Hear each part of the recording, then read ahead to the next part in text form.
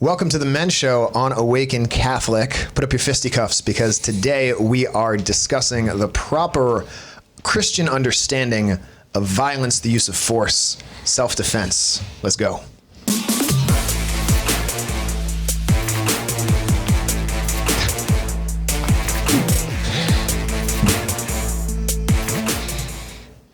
Welcome to the Men's Show on Awaken Catholic. If you want to support this show and other shows like it, you can do that by going to awakencatholic.org/donate and make a one-time donation, or even better, become part of the Awaken Nation by making a monthly donation. And that is how this studio runs and makes shows like this and keeps them coming to you. So any little bit you can give helps. That's an awesome way that you can help us out. You can also help us out by downloading the Awaken app. You do not get this through the App Store, but by going to theawakenapp.io. It's a free app. We got a growing community of awesome people when we discuss the shows. You can talk to show hosts, suggest ideas, talk about past episodes, all those things. It's great. And if you are part of that Awaken Nation, by making a monthly donation, you get access to premium content through the app. You get presentations from people like me and some of the other hosts here and some of the other presenters that you can't get anywhere else. Another way you can support us and help your own prayer life is by downloading the Hallow app through our link. Go to hallow.app/awaken, and that's a free app. But if you go through our link, you get a free month of premium, and that also helps us out financially. This is an awesome app. It will change your prayer life. If you're struggling to fit prayer into your life, you can do it in the car. You can do it while you're exercising, in the shower. If you have a phone that'll not melt in the shower, you can do it.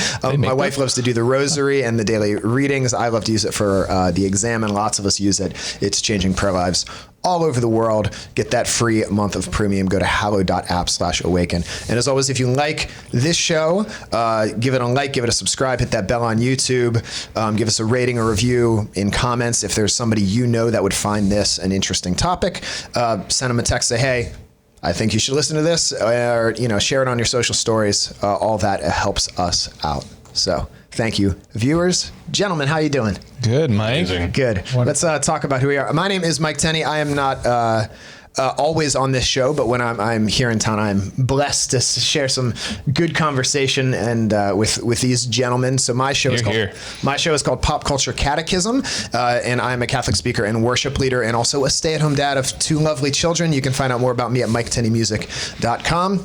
I'm Nick Della Torre. I host the Awaken Catholic show, and I hang around here a lot. So, what's up? John Mark Grodi. I host the show Elevate Ordinary with my wife here on Awaken Catholic. I'm the COO of the Coming Home Network International, and I have 5 little chillins. So. And I'm Rob Holler. I am a husband and a father and just a guy. Those are my qualifications to be on the Guy Show. But you'll soon be hosting the ice cream sandwich show on Awaken Catholic. Crap. Yes, that's actually a show where I review different ice cream sandwiches. Has that been there for the last 2 weeks? From local. So, okay. That's awesome. Yeah. Awesome. So this is a topic that I wanted to, this is one that is very close to my heart, and I wanted to be here for it, and I respect you guys and your opinions, which is why I wanted to bring it before you. And I'm not sure we're going to wrap it all up neatly in a bow, but I'm a big fan of just conversations about serious things, even if we don't end up agreeing, but we're friends and we respect each other, and I think we can help each other through the conversation come to a deeper understanding. We're talking about violence and self-defense, and is there a place for it in the life of a Christian?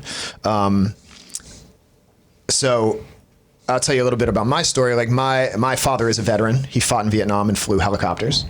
And I grew up in a military family. I was a wrestler in high school, and I've been in a few fights in my day when I was younger. But yet when I read the Gospels, what I find in Jesus is he diffuses situations that would often otherwise be violent. And we call him the Prince of Peace. Lots of people expected him to be this military Messiah, and he rejects that understanding of Messiahship at every turn and ends up being killed by the Romans, who people thought he was there to overthrow. And so, but yet in the tradition of the church, we also have just war theory articulated by great saints like St. Augustine, Thomas Aquinas. I think we would say that there's a right to self-defense, that if someone attacks you, you have a right to be able to defend yourself, or to defend, if a burglar came up and was trying to rob me on the street or abduct my child, like I'd probably throw down to protect my child. And I think I should. So this is just something I'm wrestling with. So I'm curious your guys' thoughts. Like, is this something you've struggled with? Do you feel like you have it all wrapped up? What do you think? It's definitely a question that I don't feel like I have the answer to. And I want to like work through it in a context like this. I think it's really, really easy to fall into the trap of just like kind of face value, looking at kind of the way that Jesus handled a lot of those things, and trusting that, in a situation where, violence was induced, I would be kind of a pacifist and I would let it happen and I would be a martyr. But then I imagine a scenario like what you just said, where like you're walking downtown and gosh, there was this terrible video I saw that was going crazy in the news last year, I think, where this woman, I think a family was like crossing a street or just walking on a sidewalk, and this woman literally, as she's walking past them, she out of nowhere turns and stabs one of the kids in the face. The kid survived, but this was all over the news for a little while, and I can't imagine being in that scenario and feeling anything other than outraged. Like, outrage is not even a just word for the feelings that I would imagine having, and a sense, a compulsion to defend my child in that situation. I do think it's kind of almost a different question between defending yourself versus defending your child, and we should kind of identify why there's a distinction, defend that idea, but I just can't imagine standing by watching a woman walk up to my kid and out of nowhere stabbing in the face and not having a compulsion to defend him and to kind of knock the woman down, or in that case a woman, but whoever it is. Well, so right off the bat there, we've got a number of things to distinguish here. We've got there's a distinction between defending oneself and defending others. That's a crucial distinction. That conditions the situation, I think, a little bit. Another aspect of a distinction is between. I can't remember the other distinction. What's the other distinction here? Self-defense and defense of others. Actually going out of your way to attack someone who attacked you. Revenge and self-defense. Yes. The difference between the situation. Well, so in the situation you gave, you mean you're expressing that you'd be moved to act out of passion. Now, acting out of passion instead of reason and prudence is always problematic. Yeah. That is always problematic. I mean, even though we might say with the church that in certain situations a war is just, it's still always going to be wrong to go into that war hating the enemy and killing the enemy out of my hatred. That's still wrong, even if there might be a way, in a qualified way, in which participating in that war and killing might be permissible. There's a distinction between like what's going on in here when I do this act. If I'm defending myself and I'm acting out of hatred and revenge, that is a different situation than, no, my family's being attacked and I'm going to stop it because it's right. And I may be all, impassioned, but I'm operating out of reason and prudence. Again, that doesn't eliminate this issue, but those are distinctions we have to talk about, those different types of scenarios. And how do we distinguish when it is right? Like, how do you draw that conclusion in a moment, Yeah, definitely. Yeah, and I can see your passions aligning with prudence and reason. Yeah, because that's something to. There's an injustice happening objectively, right? And how do you have to remain in control? But how do you manage this split? Honestly, these situations that we're talking about, at least the one you said, is a split-second decision, right? And I think we can maybe parcel out, like, how do you react versus how do you act? Right. Well, and that's also why the life of virtue is important, because we have to be prepared for unexpected situations. Yeah. You don't prepare for the expected. Well, you do prepare for the expected, but you're also always needing to be preparing for the unexpected. Like, I know that I can be patient and kind and gentle when I'm in a good mood and I've had a nice night's sleep and everything's going my way. That's not really what I'm preparing for when I fast and when I discipline myself and when I learn. No, I'm preparing for the situations where things are not going my way and it's frustrating and I am liable to act or lash out. That's what I have to prepare for, to remain prudent in those situations. Yeah, because virtue prepares you to do things when you don't have time to think it out. Right. That's why you develop habit. those internal habits, so that when the unexpected comes upon you, you habitually, it's second nature to do the right thing. Yeah. And when you don't have time to discern, like, what do I do? You can't be like Zach Morris and Saved by the Bell. Time out, and think about it. What do I do here? Kelly's going to dump me again. You got to have that virtue so that you can go with it. Or some sort of time modifying device. That's good to invent that. That'd be awesome. So maybe a place to start here a little bit is going back to so what do we mean by violence in the broadest general sense? And is it always and everywhere wrong? Well, yes. And the question I was going to ask also is, like, if you're trying to stop someone, if you're trying to protect someone, like, is the use of lethal force, like you shoot somebody in the leg, punch them. Like, I would think you would try to have the intention not to kill them if you could. It's not like, yes, I've always wanted to kill someone. This is my chance. It's justified. You get that intention, like you said. Like, I think you try to solve the situation with the minimal amount of force possible. Yeah. You know what I mean? Right, because someone kicks you in the shin doesn't give you a right to go and react lethally towards that person. I mean, that was originally eye for an eye, right? Yeah. Eye for an eye, tooth for a tooth from the Old Testament was a limit on retribution, right? Yep. If somebody hurts you, you don't get to kill them, right? You owe them for the damage that was done. It's like a slug bug. You get this slug bug right back. So there's a notion of a proportionate response. The response should be proportionate to what's actually going on. Yes. There's also, again, the church has always had this notion of a principle of double effect, isn't that the term? Where, like, again, there is a big difference between I'm in this situation and I intend to kill this person versus I'm in this situation and I intend to stop this person from doing the X, Y, and Z, and their death is a result, an unintended effect. It's a double effect, but that was not the intended effect. The intended effect was to stop them from breaking in my house and killing my family. So there's a distinction there too, in that we may be able to say, and we need to go back and talk about this.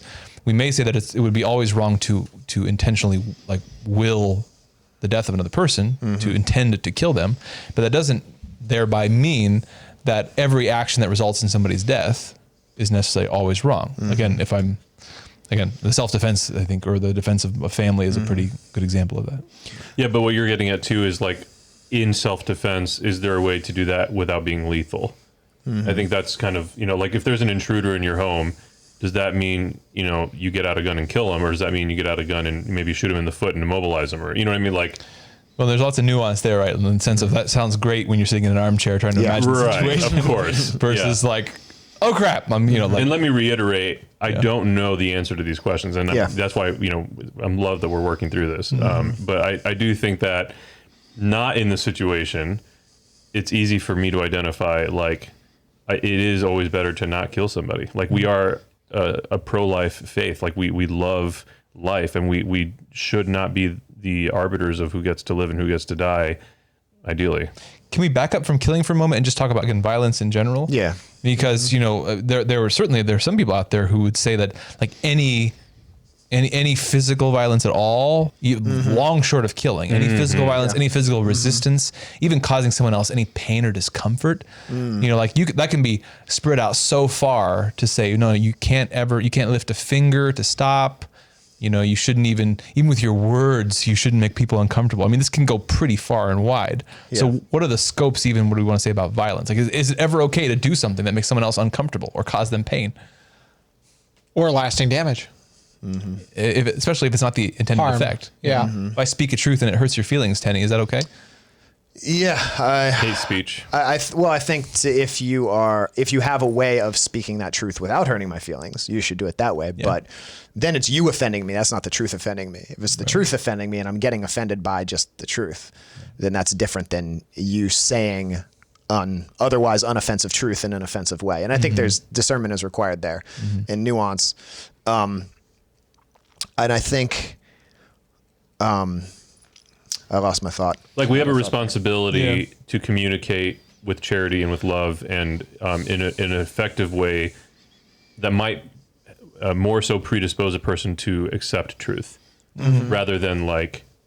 But that doesn't mean it's not hurtful. Right, exactly. Truth can be hurtful to us. Right. Your intention matters, and it's what you're trying to do. Am I trying to communicate truth, or I'm trying just to get a one-up on this person? Yeah, right, absolutely. I mean, you mentioned wrestling. Like, Love wrestling. Some people would say, well, but you're causing another person pain or discomfort, so there's something wrong with that sport. We wouldn't agree with that, Yeah, right? We're all no, I not on don't board with think that so. view. Right. You know, so we mean violence, you know, that can't be anytime pain is caused, anytime discomfort is caused, even if it's physically, you know, like that's not what's going on in a wrestling match.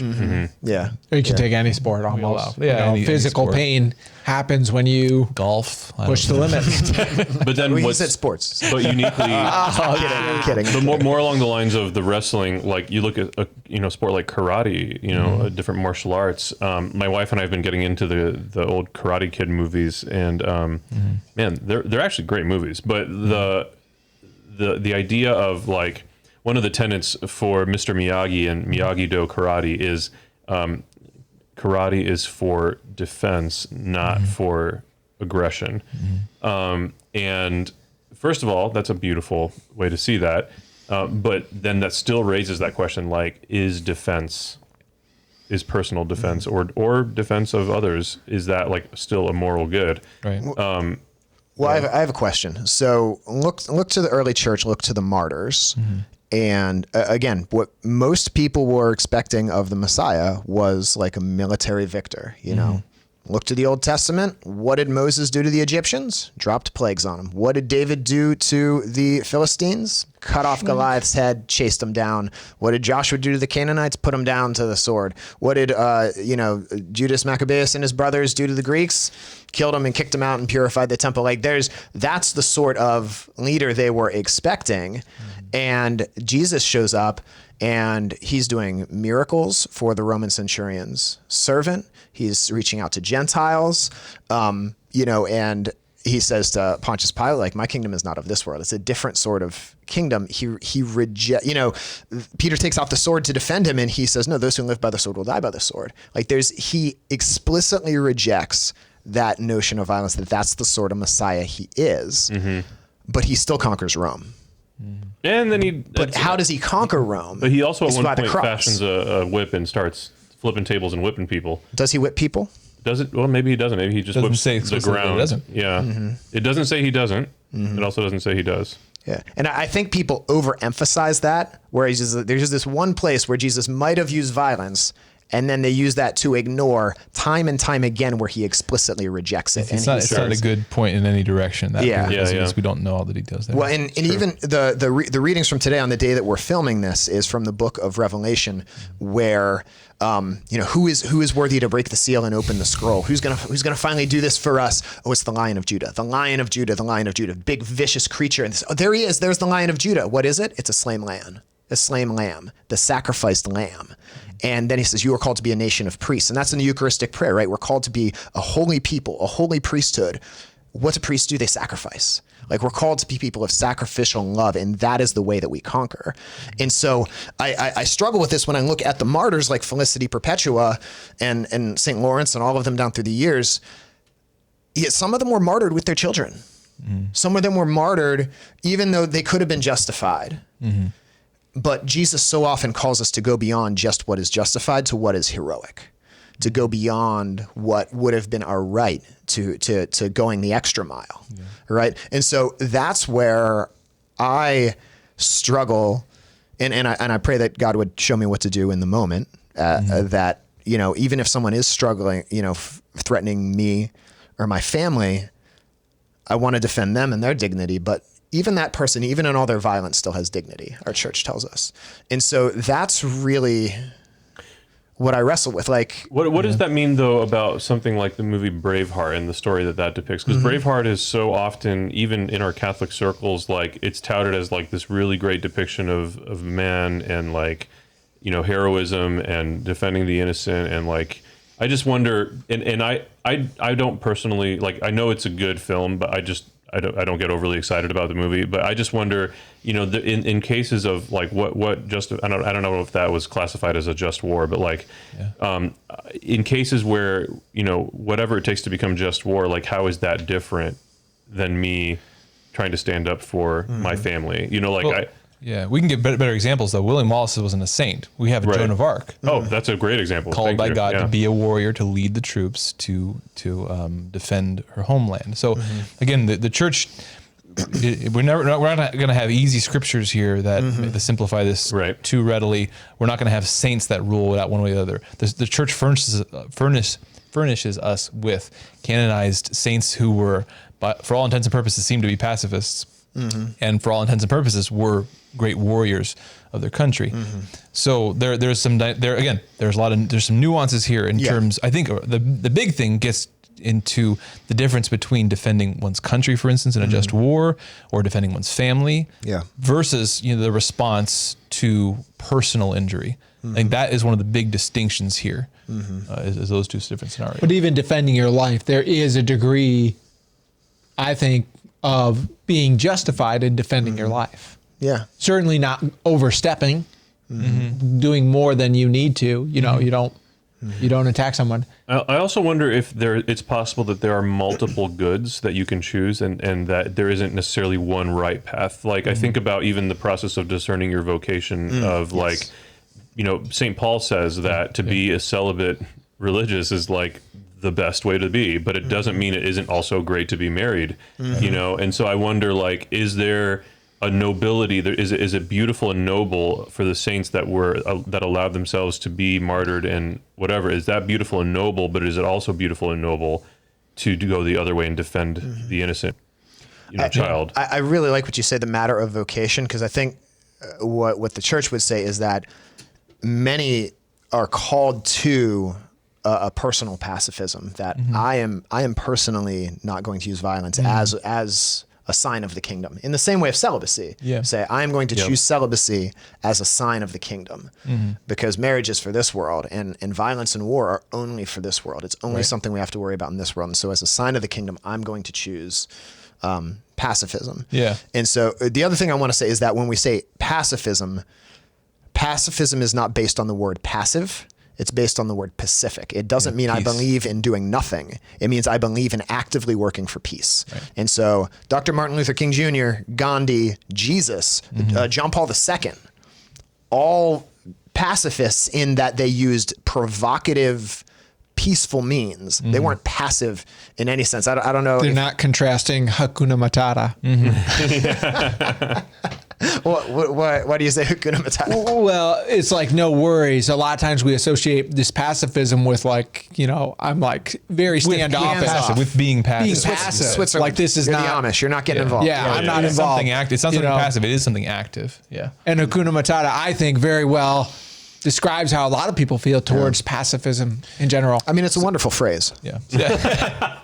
So again, I think we can zero in on this a bit more. But there are lots of things, while we want to leave open, some of the again, the nuance at the core of this between, the choice of the calling to really embrace martyrdom for oneself, but also allowing that there were still saints who were warriors. There's obviously some nuance and mystery there. We'll get a little closer to it, though. While we still are, leaving the door open for that, like there are things we can rule out. Like murder is always wrong. Murder means to intentionally will to kill an innocent person. It's always wrong. Much more closer to home, though, like it's always wrong to hurt someone with that being the intent. Like so, any maliciousness is always wrong. Yeah. That we can set aside the situation where with a pure heart, like my family's being attacked and I am going to stop that. But we can rule out still that it's always wrong to be violent out of maliciousness. I want to hurt someone. I want to kill them. I want revenge on them. All those are always wrong.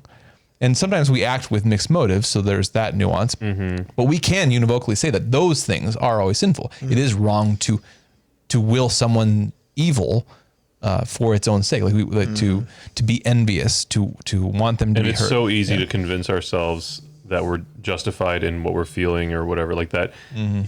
We can convince ourselves that we're doing it for the right reasons when really we're not doing it for the right reasons. Which is why there is maybe some sense too. If we know ourselves, we know our fallenness. We want to maybe err on the side, of peacefulness.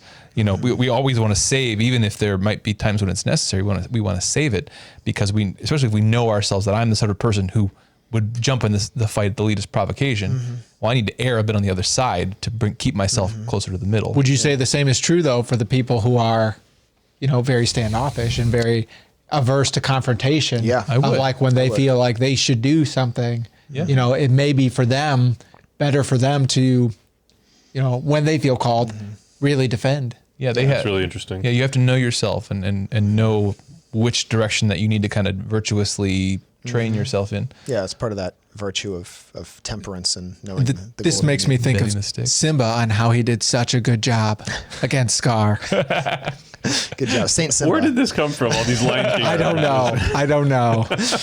Man. That's great. Yeah. So let me. I want to be fair to the perspective because I am friends with some Christian men, some Catholic men who own guns for hunting, for self-defense because they like shooting. I have a friend who's a police officer in DC. I've gone to the gun range with him and shot pistols. I was in Boy Scouts. I shot rifles and shotguns and bows and arrows. And, there is a certain nobility, I think, in being able to defend your family and self-defense. Can we try to like steelman the other side? Because I've tried to steelman like the nonviolence pacifist side. Can we try to steelman the kind of the justified self-defense violence side and like can that go too far? Does it go too far? Like what do you? My head goes like immediately to what I was saying a second ago about that there are multiple goods. And so I think that if you have guns because you're excited at the prospect of one day defending yourself when you know there's that next civil war, like I think that there's like this hunger that can happen that is not healthy for maybe, in putting it in its best light for adventure, for, a challenge or, excitement of some kind. But like, I think that there can be an unhealthy desire for an opportunity to need to use your weapons. But I think that there is that other good that is legitimately a good to choose to defend your family and your home, your what you are, kind of like that idea of the vocations that we were talking about a second ago. And so I almost don't feel from that standpoint that it's a matter of steel manning something, because it presupposes to steelman something in that context of like a debate presupposes you disagree with it, but you're going to do your best to represent it. And I don't know that I disagree with that. I think that it's another good. And I'm not sure I totally do either. That's why I want to have this conversation. And I think a really healthy disposition, if you are, ever feel called to use or wield a gun, is to have a sense of reluctance, to know the danger that it carries and to have to take another life. If you feel you found yourself in that situation and you have no reluctance or, any sort of desire there to do that, I feel like maybe you've fallen on the wrong side of that. C.S. Lewis has a great, lots of good writings on chivalry, which would be, look on YouTube for the C.S. Lewis doodle on such chivalry. a great channel. Very, very good. And one of the things that Lewis points out, I'll read a little quote from him. The knight is a man of blood and iron, a man familiar with the sight of smashed faces and ragged stumps of lopped off limbs. Oh my gosh. He is also a demure, almost maiden-like guest in a hall, a gentle, modest, unobtrusive man. He is not a compromise or a happy mean between ferocity and meekness. He is fierce to the nth and meek to the nth. The man who combines both characters, the knight, is not a work of nature but of art, of that art which has human beings instead of canvas or marble for its medium. Chesterton has similar writings on the subject, that one of the keys here is that when Christianity furnishes us with saints displaying certain virtues and rejecting certain vices, the key is that we're not looking for a happy mean between violence and pacifism, and that's sort of like, that's where we find, no. What we find in the saints is, on the one hand, a fierce and true courage, a perfectly willingness to set aside my own life, my own safety for the sake of the good. That virtue to the nth degree. A ferocity towards evil, not people, but the evil in the world, in myself. There's no happy medium there. That virtue to the highest degree. At the same token, the degree of tempering any of my desires for revenge or for any of the desires that could lead me away from the truth, but also a total humility, a desire for love, a desire for peace, not a happy compromise between all those, but all those at their fullest. Yeah. And so part of what might be the dilemma here is that because we're not saints, we can't really imagine what it looks like to have those virtues to their fullest living together. Speak to for yourself, but John Mark. But the saint, well, Nick does, and so that's Thank why you. Nick's gonna teach us. I love that concept. I've heard it called the resolution of opposites. I've heard it called before, where like a lot of times we see these two virtues of being courageous and being meek as being opposites, but the truly saintly person encompasses both. You can be humble and magnanimous and outgoing. Yeah. And The Christian man, husband, father, should be dangerous. what do you mean? Interesting. Should be effective. Should be competent. Should be able to defend his family. But he should have the virtue to where he is able to remain prudent, where he desires love, he desires peace. Like you should be dangerous in the sense that you should be effective, competent person, a person who could go to battle. But you should have the virtue where that your desire is to only ever use that in the absolute necessary circumstances. Like that effectiveness, like you should not be weak physically. You should not be without courage morally. You should be prepared. You should be effective. Think of the word meekness means that you have that potentiality, you have that training, you have that potential, but that it is ordered and perfectly under control and perfectly put toward the good. I was just going to say, think of the word meek. Exactly as you say. It's that meek is strength. It's strong, but it's controlled. Controlled strength. You're just as ready to swing the sword or stay the sword, knowing the right course of action. And think of the word magnanimous. It sounds like magnum, and magnum is an awesome word. That's true. That's very true. Yeah, you meek a horse. That's the classic, to talk about meeking a horse. This doesn't come up in common parlance these days, but that means you take, a wild bucking bronco stallion, a force of nature. Yeah. And you don't kill the horse, nor do you make it kind of, You don't make it weaker. You don't make it weaker. No, you channel all of that into productive work. And that's actually stronger than the wild horse because the strength is channeled and trained. Totally. Yeah. That's awesome. I love that. There was an image that maybe you guys saw over the summer when there were riots and protests and across the country. There was a church, I forget where it was, because there were some churches being vandalized. And there was one Catholic church where some of the parishioners, the men, showed up with guns. And there's a picture of them standing in front of this crucifix in front of their church saying, "We're here to defend our church." And I'm wondering, what do you guys, what do you think of that? Do you want to take a stab at that? Yeah, my reaction is maybe controversial, but we think of our churches as these buildings and not living stones. Every single beautiful chapel building is going to be sand, rubble. Right. Yeah. It's not going to last. Especially the ones we're building now. And I don't know. I feel like people who react that way, maybe they're trying to defend an idea or whatever, but I think sometimes they miss the inviolable truth of the goodness of a human person, and to put that in danger. And that we are the church, not we can people survive are the past church, building. or even just the goodness and the eternal potential of humanity, and to wield a gun in that situation seems to me personally a violation of that. Yeah, it makes me think about the thing that happened in Mexico with I think it was the Cristeros, when Catholicism was literally outlawed in Mexico, and it makes me wonder because there were two basic tracts to the way that the Cristeros and the Catholic population rose up against the church, the government. One tract was martyrdom and peaceful surrender to being martyred. The other tract was violent and resistance, and that included some Catholic priests and nuns.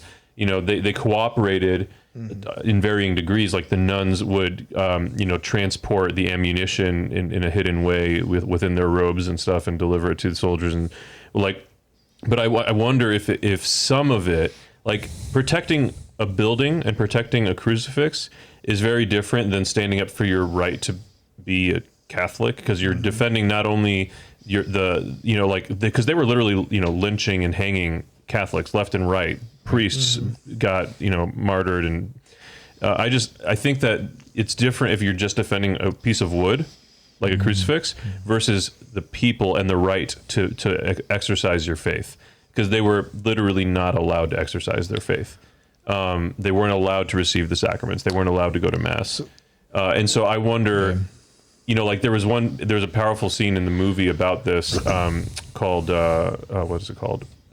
Whatever, where like a priest was like trying to retrieve the Blessed Sacrament from the tabernacle to protect it, and was martyred while doing that, and he knew he would be, but he still did his best, and he didn't defend it violently. He just was trying to protect the Blessed Sacrament and was martyred in that process. Well, and that's what I was going to say is, I mean, I think that I agree with you, Rob, that, you know, we should respect the dignity of the person protesting more than we care about the rocks in this building that have been built, as beautiful as the church may be, or as much as it might represent our you know, our beliefs to us. But inside that church is something more than just what we believe is rock, right? We believe that Jesus Christ in the tabernacle, under the species of bread and wine, is their body, blood, soul, and divinity. Should they be defending that with weapons? I think how they do it is important. How they do it. I don't know. Yeah, I don't know. I think like one of the things that Christ did, he made himself so humble, you know, and vulnerable as he did on the cross. He's come a piece of bread that could be desecrated. Well, and he scolded Peter for essentially doing that when he was being arrested in the garden. I mean, does Jesus need us to defend him No. in that? I don't think. In a No, way. but what I'm saying is Peter kind of expressed a similar expression of like, you know, trying to defend the Lord in that moment in the garden, and Jesus scolded him. And so like, would Jesus scold those guys? You know? to live by the sword. Yeah. Right. Well, what about the priest who knew he would be martyred going after the Eucharist? Well, he wasn't violent. He was like just doing his best to... Protect and save. Yeah, to accept. I mean, there's been lots of examples of that. A priest rushing into burning buildings to retrieve the Eucharist. It almost reminds me of the guy that helped Jesus carry the crucifix. It's a I think that is more of a reverence than a violent defense. Yeah. It's more of a protection than. Yeah, and one might say, and this is all speculative. We are well into the realm of trying to piece through a lot of nuances here.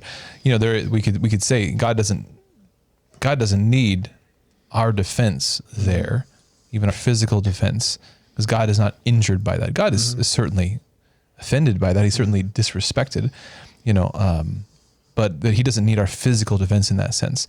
And that's different from us physically putting ourselves at risk in reverence of the Eucharist. That's a different situation. It's also a different situation entirely, again, like in the situation of a country or of a community that is oppressed, that's prevented from their human or their religious rights, where, you know, physical, like where there is a possibility of physical resistance for their defense, because that person does need our physical defense. That person, you know, like God cannot be hurt. That person they can be prevented from Life.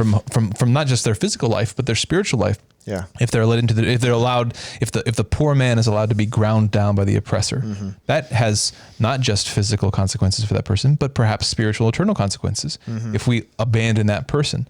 So there again, it seems like there is again places in history where we may make a different decision for ourselves, how we handle that oppression of our individual self or you know, violence toward ourselves. But for another individual, we might discern, I'm going to put a physical stop to this because this person needs to be defended. Their rights, their dignity needs to be defended, even if it uses physical force.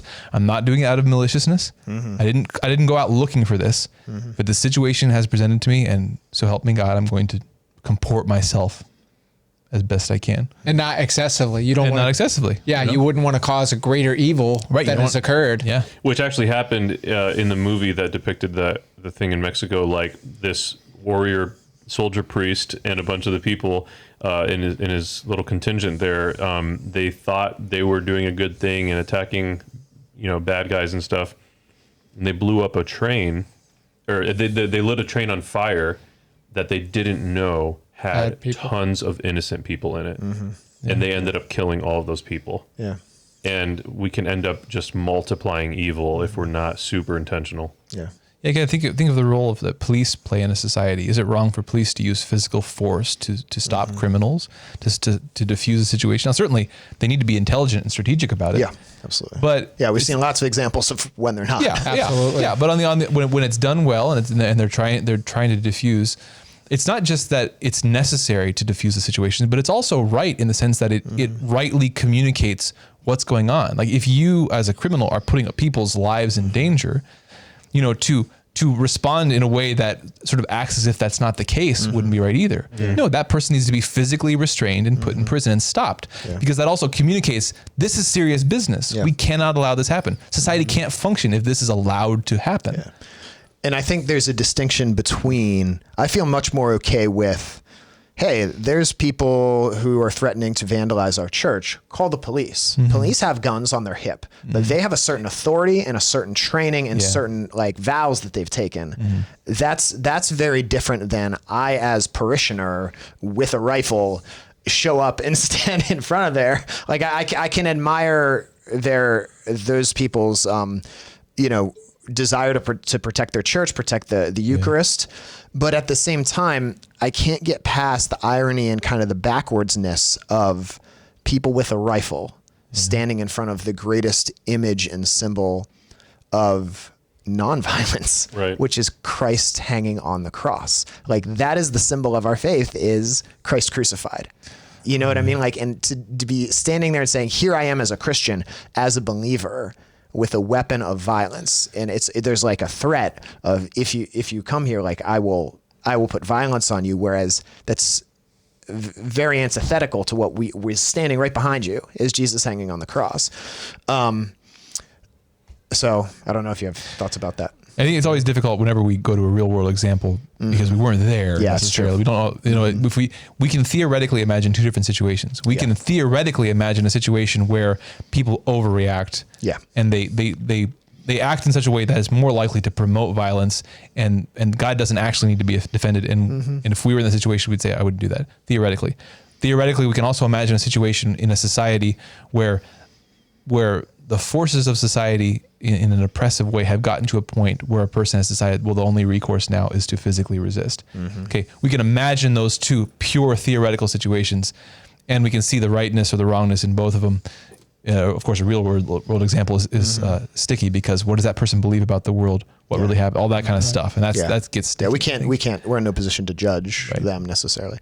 I have one more question, and then if you guys have questions, you can add those in. So, does it make a difference what you're like in terms of like what you're defending and what you're dying for? Like as if a robber comes up to me on the street with a knife and I'm with my family. A robber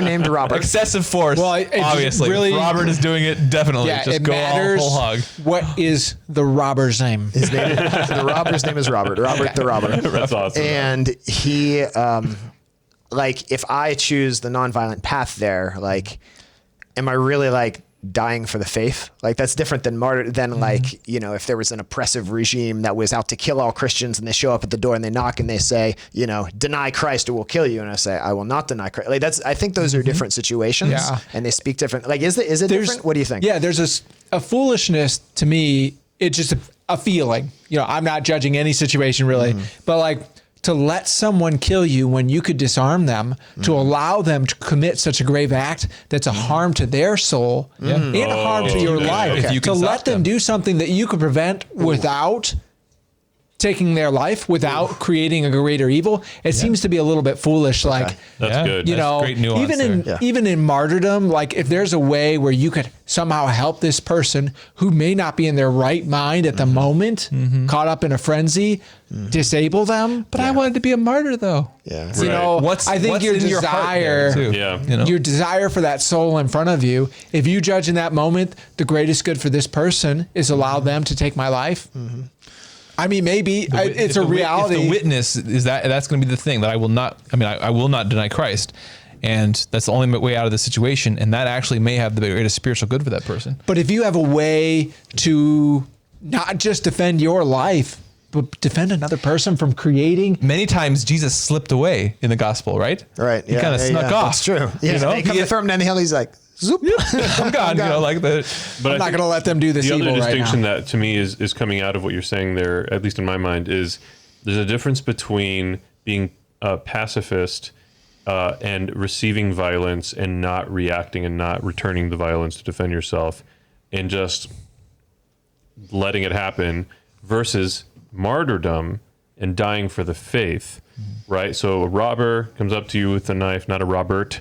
And I would like his name to be maybe Robert. Okay, Robert the robber comes up to you with a knife and, you know, says, give me your wallet, and then you give it to him and you can see he's going to stab you anyway. That is not martyrdom. No. That's pacifism. And that is a perfect example of where not being pacifist has the potential to keep him from doing a greater harm to his own soul. Like if you were to defend yourself and not let him murder you and not add another tally of murders to his soul, that could help him, versus martyrdom where you're standing up and representing the faith and saying, I will not deny Christ. And to receive that violence and not defend yourself in that case is a greater witness to truth for the person attacking you.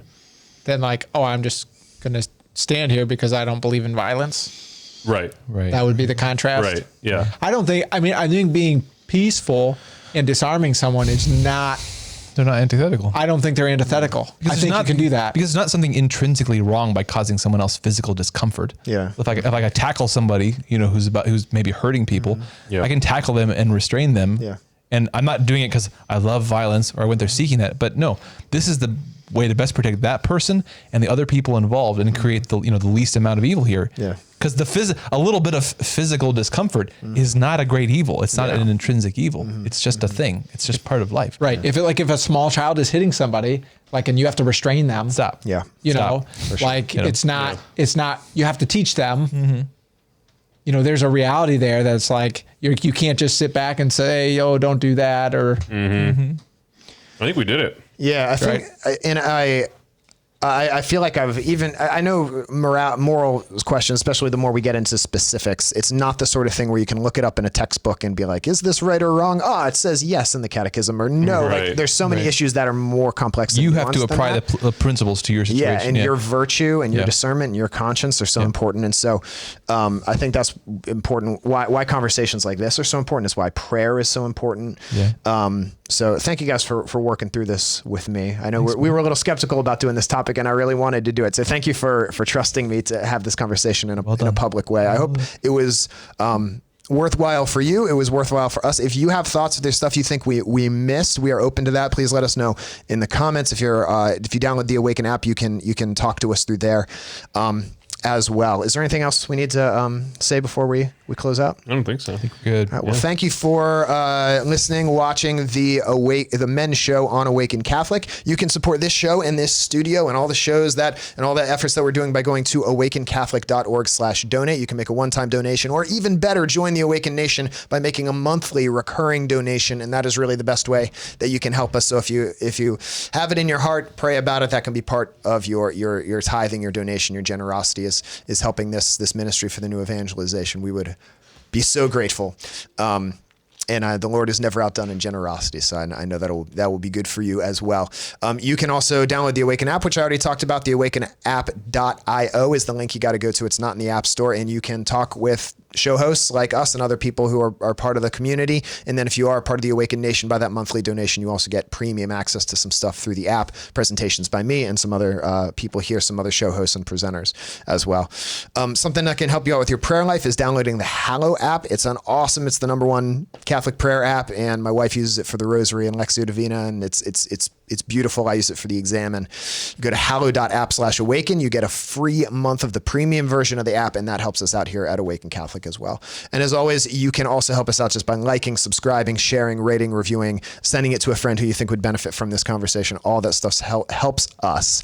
Lord, may you guide us when we're in these situations and help us to know what to do. Holy Spirit, be in our hearts. Bless each of us here. Thank you, brothers, for your friendship and your conversation. Thank you, viewers, for being here as well. We'll see you next time. This show and all media on Awaken Catholic is made possible by the Awaken Nation and the Hallow app. The Awaken Nation is a community of people like you who support all things Awaken for as cheap as a cup of coffee a week and get access to exclusive content. Learn more by visiting awakencatholic.org/donate. Hallow is the only audio-guided Catholic prayer app focused on contemplative prayer and traditional Catholic meditation such as Lectio Divina, Daily Examen, and the Rosary. We here at Awaken all use Hallow every day and love it. To learn more or give it a try, visit hallow.app/awaken.